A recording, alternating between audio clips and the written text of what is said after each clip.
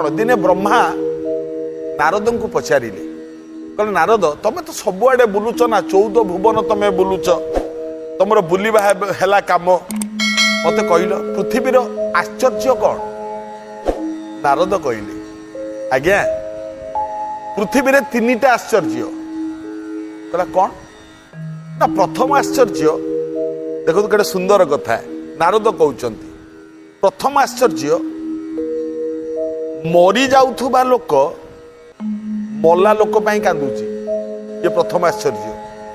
मरिबाकू जाउथिबा लोक गोटे मला लोक पाई कांदुची कहला हाँ।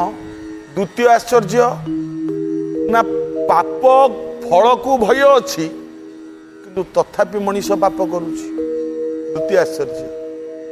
तृतीय आश्चर्य पुण्यर फल प्रति लालायित पुण्यर फल पाई लोभ अच्छी